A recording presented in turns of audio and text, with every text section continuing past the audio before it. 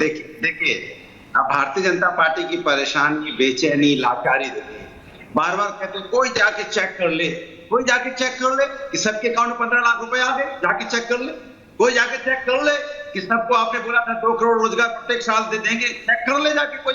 कोई जाके चेक कर ले, आपने कहा था डीजल पेट्रोल 100 के पार था, 30-35 रुपए में हो जाएगा, जाके कोई चेक कर ले।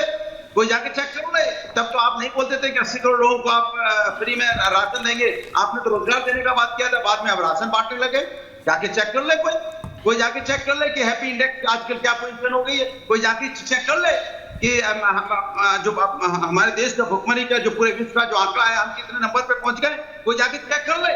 महिला अत्याचार जिसकी आप नाम लिया करते थे, आजकल महिला अत्याचार पे बोलना बंद कर दिया। कोई जाके चेक कर ले कि किस तरह से आप बोलते थे नहीं भ्रष्टाचार हम एकदम नहीं सहेंगे, बाद में भ्रष्टाचारियों को पार्टी में शामिल करेंगे, मंत्री भी बना देंगे। या तो भ्रष्टाचारी नहीं थे, या आपने झूठा आरोप लगाया था, या आप उनके नवाब मलिक की बात करो तो आपने झूठा आरोप लगाया था। अगर झूठा नहीं था तो आज आपकी सहयोगी दल उनको टिकट क्यों दे रहे हैं। जाके कोई चेक कर ले भाई। क्या क्या चेक करवाओगे भाई, ये बता दीजिए मुझे। 214 से जब से आप सरकार में आए हो, आपने लोगों की इनकम कम हुई। आप कह रहे हो कि हमने मुद्रास्फीति में लोन दे दिया, हमने हर एक को यहाँ पे इकोनॉमिक स्थिति अच्छी हो गई, सब कुछ अच्छा हो गया। फिर बेरोजगारी से लोग परेशान क्यों हैं, फिर महंगाई से लोग परेशान क्यों हैं, फिर लोग क्यों परेशान, किसान की इनकम दुगनी क्यों नहीं हो रही है। जब सब कुछ अच्छा हो गया, सब कुछ चेक कर ले भी पता चल जाएगा, तो क्यों हो गया। आ रहा हूं सुधांशु जी। आपने यहाँ पे महाराष्ट्र में चुनाव आया तो लाडली योजना आपको याद आई, क्यों याद आई। उसके पहले आपको याद नहीं है, टोल फ्री भी आपको याद आ गया। अरे भैया आपको चुनाव आते आते बांटोगे कटोगे भी याद आ गया। अरे भैया कुछ सकारात्मक बोलते, शब्द ही नकारात्मक है। अच्छी बात बोलते, हम सब जुड़ेंगे, मिलके एक साथ रहेंगे, जैसे हम पीटीए की बात करते हैं, आइए समाज के सही वर्गों एक साथ आइए, पिछड़े जो छूट गए, जो दलित है, अल्पसंख्यक है, जो पिछड़े हमारे जो आदिवासी लोग, सभी लोग आइए, सबको आगे ले आते हैं और समाज में एक सामाजिक न्याय की बात करते हैं, पूरे समाज को आगे बढ़ाते हैं। तब तो आपने बात नहीं की, आप तो करे बटोगे तो कटोगे। इतना हारने के बाद इतना नकारात्मक, नकारात्मक। सुधांशु जी, समाजवादी पार्टी कह रही है कि नकारात्मक स्टैंड है। सुधांशु जी, रत्नाकर जी आ रहा हूं, सतीश जी आ रहा हूं उसके बाद। मुझे लगता है कि अनुराग भदौरिया जी बगैर चेक किए हुए आकर यहां चेक या चिक करना शुरू कर देते हैं। महोदय, रोजगार का सबसे ऑथेंटिक डाटा होता है एम्प्लॉय प्रोविडेंट फंड, यानी कर्मचारी भविष्य निधि खाता। जब कोई कर्मचारी बनता है तो उसकी तनख्वाह से कटता है भविष्य निधि और फिर उसका जो एम्प्लॉयर है वो उसमें डालता है। पिछले साल जुलाई में, अभी जुलाई जो गुजरी है, 22 लाख नए ईपीएफओ अकाउंट बने, जो पिछले 5 साल का सबसे बड़ा नंबर। जब हमारी सरकार आई 2014 में, भदौरिया जी जाके चेक कर ले, तब 11 करोड़ के आसपास ईपीएफओ अकाउंट थे और जब हमारी सरकार अभी 24 में समाप्त किए कार्यकाल तो 26 करोड़ थे। जाके चेक कर लीजिए। और फिर भी अगर आपकी आंखों पर चिक चढ़ी हुई है जिसकी वजह से आप बीच में नहीं प्लीज सर, संभव लग रहा है अनुराग जी बीच में नहीं प्लीज। मेरे भाई, अगर 74 बीच में मत बोलिए, डिस्टर्ब मत करिए। देखिए यहाँ नाटक करने के लिए नहीं आते हैं, गंभीर डिबेट करने के लिए आते हैं। अब देखिए, तो मैं कहता हूं भाई 74 एयरपोर्ट बने हैं, ये किसने बनाए हैं। 37 किलोमीटर प्रतिदिन सड़क बन रही है, किसने बनाई है। 12 किलोमीटर का इलेक्ट्रिफिकेशन रेलवे का हो रहा है, वो किसने बनाया है। भारत ऑटोमोबाइल मैन्युफैक्चरिंग में दुनिया का तीसरा बड़ा देश बन गया है, ये किसने बनाया है।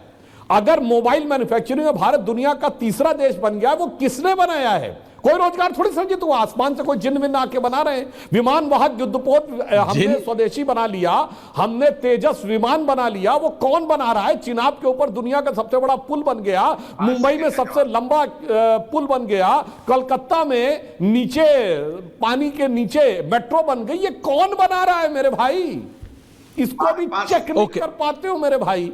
ये कौन बना रहा है, आसमान से अनुराग जी बाद में नहीं बना रहे तो कोई रत्नाकर जी आंकड़ा देख लीजिए या धरती पे देख लीजिए, रत्नाकर जी दिखाई पड़ता है कि बदलाव आया है। इसीलिए, और मैं एक बात कह दूं सारे दर्शकों से, जाके अब चेक करिए। इन्होंने कहा पेट्रोल की बात, जब हमारी सरकार गई थी 2004 में, तब पेट्रोल 32 रुपए लीटर था। जब हमारी सरकार आई 2014 में तो 69 रुपए था। कितना बढ़ा, 250%। आज कितना है, 97 रुपए।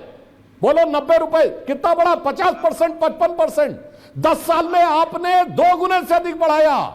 2 गुने से अधिक, हमारे में 50% बढ़ा। कोई जाके चेक कर ले अनुराग जी, इसलिए जब चेक बोला करिए तो चेक करके बोला करिए। अनुराग जी 5 ने 20 दूंगा, लेकिन रत्नाकर जी इतना सब कुछ बन रहा है, पानी के नीचे तक, पानी के ऊपर, सड़क के इधर, सड़क के उधर, आपको कुछ दिख ही नहीं रहा? त्रिपाठी जी, त्रिवेदी जी को सब दिख रहा है। अनुराग जी आ रहा हूं, प्लीज, सबको पास जाना था, प्लीज इसका आ रहा पेट्रोल हूं शायद सिर्फ सुधांशु जी को मिलता होगा। पेट्रोल को मैं भी लंबे समय से खरीद रहा हूं, मुझे नहीं मिला। क्या है कि बहुते झूठी पार्टी के बहुते झूठे लोग कुछ भी बोल जाते हैं। माननीय सुधांशु जी का आंकड़ा लेता हूं, 31 करोड़ परिवारों का जो पार्टी और उसका मुखिया झूठ बोल के सत्ता में आई, वो हमको झूठ की नसीहत नहीं दे सकता, सच बोलने। 15 लाख रुपए के हिसाब से अगर 31 लाख परिवारों को 15 लाख आ गए भाई। हाँ, 15 लाख से तो आप समझिए कितना हो जाएगा, मुझे गिनतियां नहीं आ रही है। 15 3 45 और 45 46 लाख करोड़ रुपए सीधे 46,000 लाख करोड़ रुपए देना चाहिए था। इनकम टैक्स वालों को मोदी जी ने कहा बड़े ईमानदारी से टैक्स देते हैं, मैं पैसा ले आऊंगा, इन लोग के खाते में थोड़ा थोड़ा पैसा डाल दूंगा। सुधांशु जी आज तक इनकम टैक्स वाले चेक ही कर रहे हैं, आया नहीं जरा पैसा। और सब्सिडी की जहां तक बात करते हैं ना, बैंक ऑफ बड़ौदा की, हमारी नहीं, इकोनॉमिक रिसर्च कमेटी की 2022-23 की एक रिपोर्ट, जिस पर 26 स्टेट लिए गए हैं, जो 5 स्टेट ऊपर के हैं ना मार्च 2023 तक के, उसमें सबसे अधिक सब्सिडी दी जा रही है कर्नाटका में, गुजरात में और महाराष्ट्र में। हाँ, हमसे गलती ये हुई जरूर कि कर्नाटका का आपने पूरा खजाना बैंकरप्ट कर दिया हमको, ये हमने ध्यान नहीं दिया। इस बात के पापी हैं हम, और यही बात खड़गे जी ने बोली। खड़गे जी तो सीधे सीधे बोले, भाई जो कर सकते हो वो करो। ये अमित शाह की तरह नहीं किया कि राजनाथ जाकर के राजस्थान में बोले, दुनिया में चाहे जो हो, देश में चाहे जो हो, राजस्थान की हमारी माताओं बहनों को 450 रुपए सिलेंडर मिलेगा।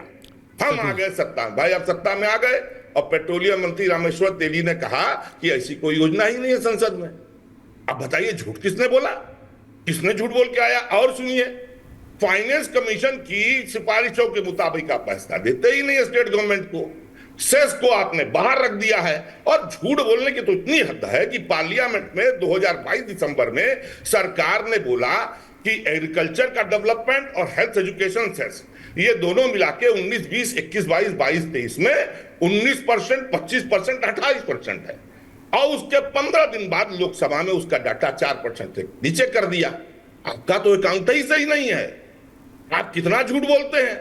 आप हमको पैसा नहीं देते हैं स्टेट को, आप ये बताते हैं, इतनी देर से चिल्ला रहे हैं, आपकी चाहे अन्न योजना हो, जो योजना हो, उसमें 40% से ऊपर स्टेट गवर्नमेंट करती है। स्टेट गवर्नमेंट आपको कंट्रीब्यूट करती है, आप कंट्रीब्यूशन लेते हैं, लेकिन आर्टिकल 270, 71 के तहत जो सेस आप पाते हैं उसको आपने कंट्रीब्यूशन से बाहर कर दिया। और सुनिए ऐश्वर्या जी, पिछले साल कैग ने क्या कहा कि बेईमानी हो रही है, जो पैसा सेस के कुछ जाना चाहिए पब्लिक फंड में, उससे आधे से अधिक, डाटा देख लीजिएगा, ये तो बहुत तेज पढ़ते हैं ना, डाटा देखिएगा, पब्लिक फंड में ट्रांसफर ही नहीं हो रहा है। आप स्टेट्स को पैसा दे नहीं रहे, कर्नाटका केरला ने तो, लेकिन इन प्रिंसिपल देखिए, अगर नहीं दे रहे हैं तो जनता हरा देगी रत्नाकर जी।